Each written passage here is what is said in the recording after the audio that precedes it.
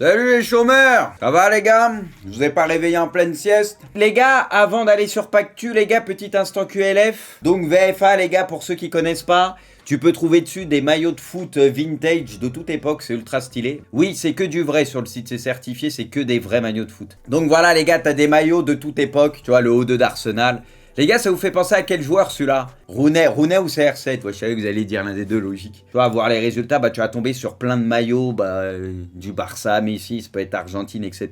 Et donc en fonction de l'ancienneté, s'il est neuf ou pas, bah le maillot va coûter plus ou moins cher. Et t'as plein de trucs les gars, hein. Il y a des maillots d'entraînement, etc. Tu vois. Ouais, ce maillot les gars, j'aurais dit Chicharito direct. Celui-là les gars, il est lunaire. Retrouver des anciens maillots portés ou préparés par ou pour les joueurs professionnels. Donc là, oui, dans cette catégorie, c'est pour ça que tu as des maillots Coupe de France avec tous les trucs et tout, tu vois. Donc les gars, pareil, si jamais vous avez des maillots qui peuvent coûter cher, vous allez voir sur le site, bah vous pouvez aussi les mettre en vente potentiellement. Tu vois, si vous voulez vous faire un billet, vous avez peut-être des maillots à l'ancienne. Et moins 10% les gars avec ce Brudis. Voilà, s'il y en a, si jamais vous voulez faire un cadeau ou passer commande pour vous, voyez un truc qui est cool. C'est une box mystère et tu peux mettre des vétos sur des maillots que tu veux absolument pas si tu détestes certaines équipes. Et donc c'est la surprise. Ça en cadeau, c'est mortel, je trouve. J'ai une petite surprise, les gars. En fait, là j'ai un maillot, je sais pas du tout c'est quoi, un maillot classique, un maillot de foot, je sais pas c'est quoi, ça va être la surprise. Il a l'air incroyable en vrai. Non, je kiffe, il y a une petite histoire, les gars. Bon, ça, Aston Villa. Il est stylé de fou, les gars, sincèrement. Je sais pas c'est de quelle année. Putain, il sent bon l'époque, les gars, je vous le dis, mais il est magnifique. Moi, je le kiffe, hein. Il a du flow, hein. Non, bien, hein. Je suis content, il est stylé de ouf. C'est celui-là, les gars. 95-97, les gars, ça va, hein. 95 balles. Revends-le, regarde, c'est rat. On va te tabasser pour les paris que t'as mis en place. Bien sûr, l'épée, c'est les modos, les footix, c'est le chat. Et bah, moi, c'est moi, tu vois, c'est la taufe. Je sais que c'est trop tôt, mais pour toi, qui gagne la LDC, c'était... Aïe, aïe, aïe, aïe, aïe. Après les gars, ouais, Nvetsu, je le rejoins, je mets une petite pièce sur Manchester United, là, avec le mercato qu'ils ont fait. En plus, ils arrivent à garder Cristiano, là, ils ramènent Casimiro, tu vois, ils ramènent les anciens du Real. Je pense que United, les gars, ça peut être un gros prétendant à la victoire finale en Champions. En vrai, les gars, j'aurais tendance à mettre City. City, mais bon, après, à chaque fois, il leur manque un truc. On verra cette année, hein, si ça passe ou pas. Merci, Vegeta Dio Brustro. Moi, déjà, petite question, tu penses que Tchouaméni va pouvoir s'imposer pour combler le départ de Casimiro? Moi, Tchouaméni, c'est un joueur auquel je crois beaucoup. Après, pour moi, il est incapable de faire du Casimiro. Puis avec l'expérience qu'a Casimiro, c'est impossible. Je pense qu'il faut pas attendre de Tchouaméni du Casimiro, il le fera pas. Je vois qu'il y a plein de gens, ils disent oh Tchouaméni, oh tranquille, on est bien, ça va. Non, non, non, tu remplaces pas. Casimiro est irremplaçable. Après Tchouaméni, j'y crois beaucoup, mais pour moi c'est des caractéristiques qui peuvent être un peu différentes, tu vois ce que je veux dire? Et Casimiro, comme je disais hier, pour moi c'est l'équilibre de cette équipe du Real, tu vois, c'est lui qui te permet d'équilibrer tout ça. Alaba en 6, Rudiger Militao en défense, un bon compromis. Bah en fait Supnantais, il va falloir, j'aime bien ton pseudo passage, il va falloir voir parce que c'est vrai qu'il y en a beaucoup, il y a juste ce titre qui disait que Rudiger, et notamment les gros fans de Chelsea qui voient souvent Rudiger, ils disent que Rudiger dans une défense à 4, c'est pas la même histoire que dans une défense à 3 centraux. Donc il y a ça aussi qu'il faut voir, parce que le Real c'est un autre système que Chelsea, ce que tu veux, donc potentiellement Ancelotti va peut-être pas être fou, et on le voit en ce début de saison, il va se dire, il y a peut-être quelque chose qui était sécure avec Alaba et Militao mine de rien, et ça a plutôt bien fonctionné la saison passée, il va peut-être pas vouloir chambouler ça, tu vois ce que je veux dire? Voilà, faudra pas, je pense, jeter la pierre à Tchouaméni, par exemple, si ça se passe pas très bien en se disant, oh,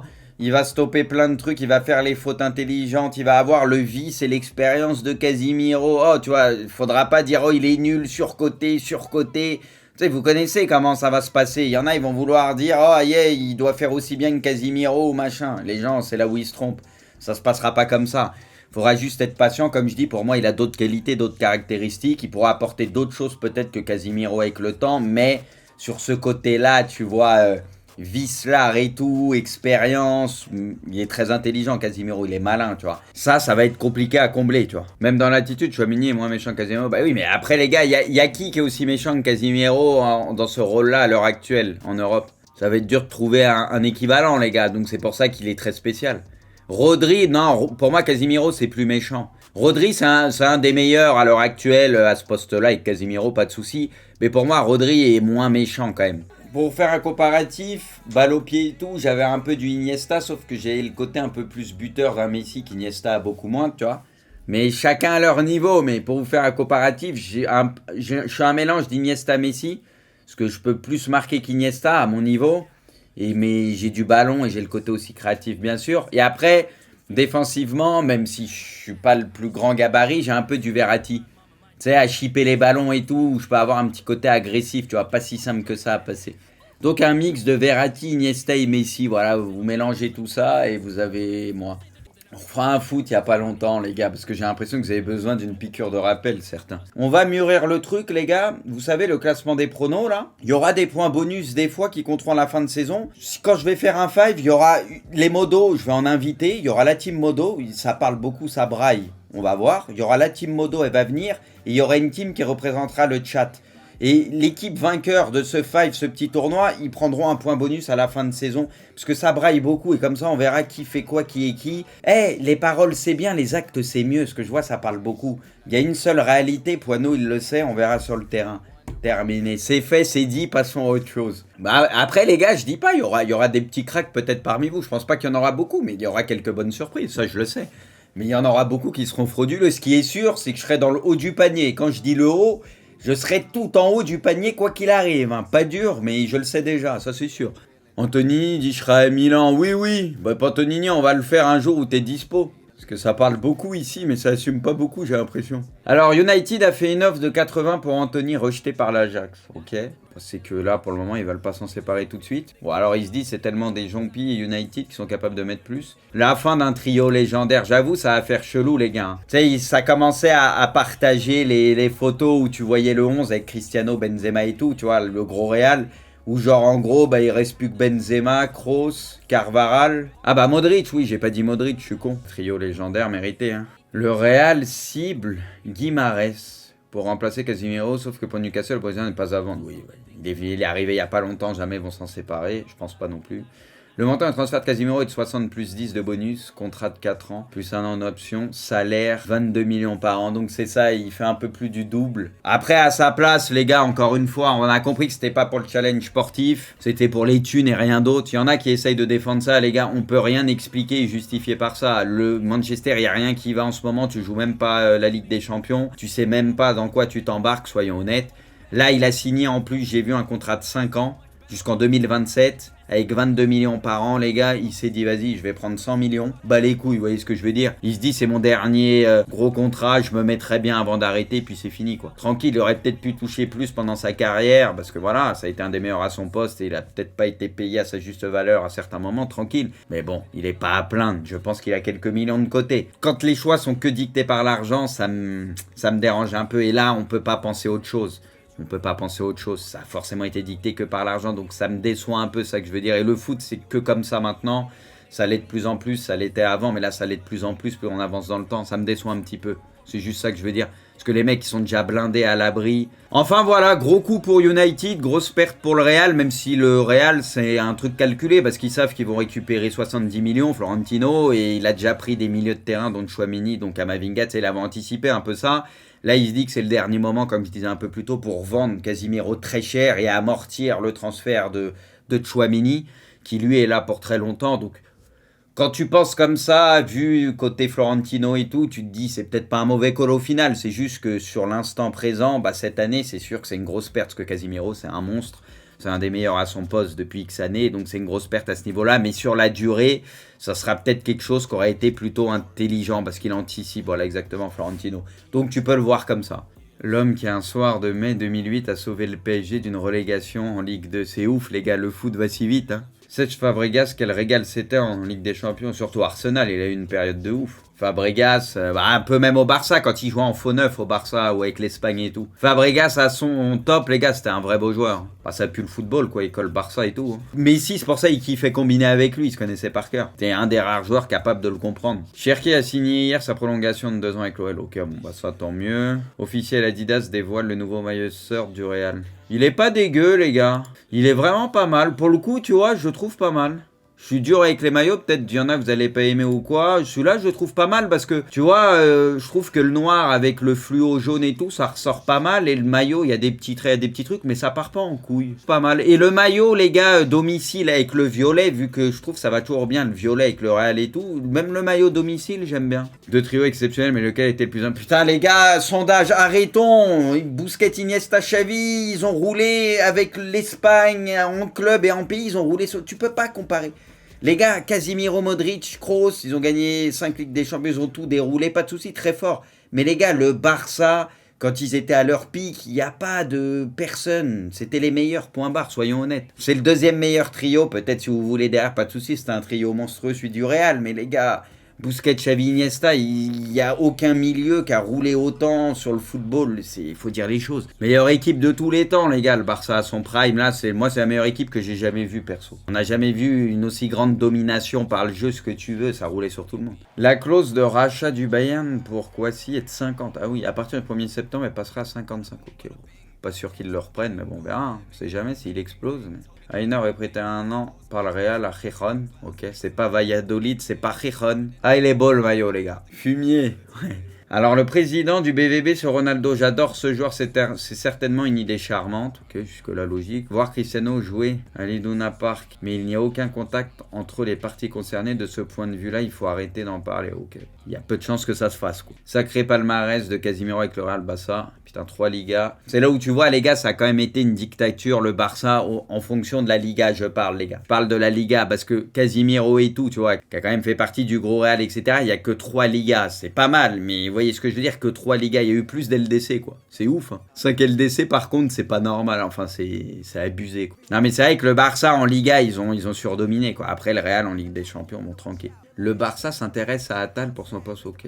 Bah en vrai, ça aurait du sens parce qu'eux, ils aiment ce genre de profil. Tu vois, ils ont besoin de latéraux, mais qui sont trop forts offensivement. C'est limite des ailiers. Le truc, c'est qu'Attal, personne doute de son talent, mais il est trop fragile. Promu en première ligue, Nottingham Forest a dépensé 150 millions pour s'offrir 16 recrues dans ce mercato. C'est pas le même monde, hein. Ah ouais, la PL, les gars, c'est un autre monde, faut dire les choses. Après, eux, avec les droits télé et tout, ils touchent une blinde. Ancelotti, j'ai parlé avec Casemiro, il veut tenter un nouveau challenge. Il l'a dit, il y a un truc que j'ai vu un peu plus poussé où il a dit, j'avoue, je comprends pas, machin. Bon, le nouveau challenge, ça veut dire, il veut signer un gros contrat et voilà. Christophe Galtier sur le penalty gate, il n'y a aucun malaise. On s'est rapidement vu pour aplatir tout cela, ok, et se dire ce que l'on avait à dire entre nous. Bon, ça, les gars, c'est de la com, hein. Même si les joueurs, ils se sont serrés la main, ils se sont expliqués ce que tu veux, on sait très bien que les vieux démons, ils peuvent ressortir sur un match où ça sera très compliqué, notamment à LDC, on sait jamais. On verra avec le temps, mais à mon avis, ce sera jamais parfait non plus, quoi. De toute façon, après, quand t'as des gros joueurs et qu'ils veulent attirer tout sur eux, c'est compliqué. Et vu qu'apparemment Mbappé, ça dit qu'il a voulu faire exploser le clan argentin, ce qui est sûrement vrai, etc.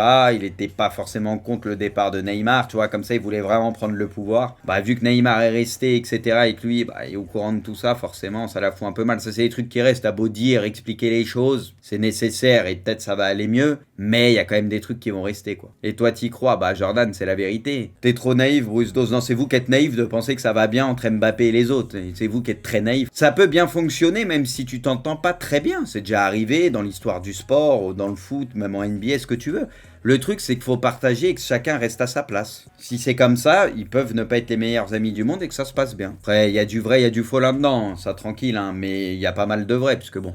Encore une fois, jusqu'à preuve du contraire, on se fie à ce qu'on voit, et ce qu'on voit, on voit que Neymar et Mbappé, ils pouvaient pas se voir sur le match. Et Mbappé, il fait la gueule depuis 15 jours, parce que ça, je vous l'avais déjà dit sur la prépa, et vous pouvez revoir les barres de Sebru, la vidéo sur les matchs de prépa où j'en avais parlé, je l'avais dit, je me rappelle très bien, j'avais dit, les gars, vous avez pas trouvé comme moi qu'Mbappé, il faisait la gueule de ouf? Tu le voyais qu'il faisait déjà la gueule, ça fait un moment qu'il voit que les choses qu'il avait envisagées, qu'il avait vues avec le club, Mbappé, ça c'est un fait, c'est sûr et certain. Il y avait des choses qui étaient prévues, des départs, des trucs, etc. que le club lui avait promis et donc il avait prolongé. Et il y a des choses qui ne se sont pas passées comme c'était prévu. Ça se sent, ça se voit. Et c'est pour ça qu'il fait la gueule. Là, on le sait maintenant. Il pensait en fait que ça allait être Messi comme Messi au Barça, ou etc.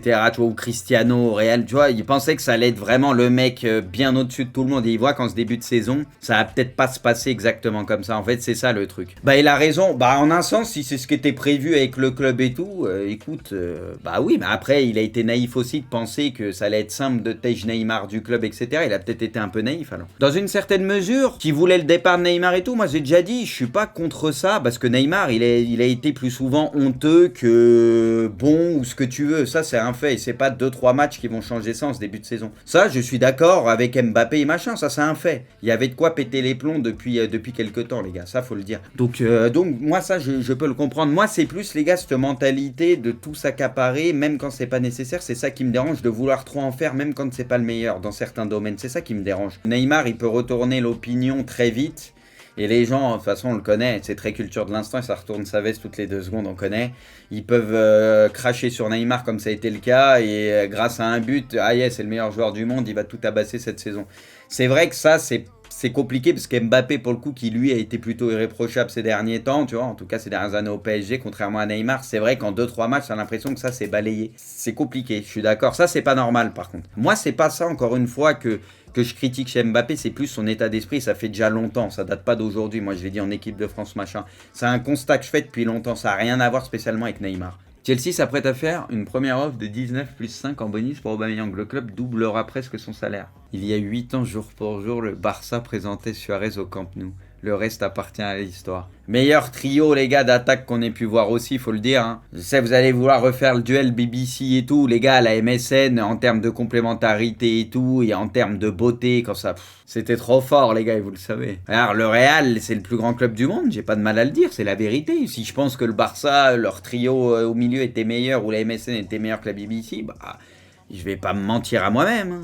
C'est un fait. Ils devraient refaire revenir tous les anciens, du coup, ils devraient en profiter. Van de Beek, tout ça, à limite, pour peut-être les relancer. Après, Ziyech, s'il veut aller au Milan en prêt ou quoi, pourquoi pas. Hein. Oh, le go de souris, les gars, donc je suis heureux. El Pocho, les gars, lui, c'est un sacré personnage.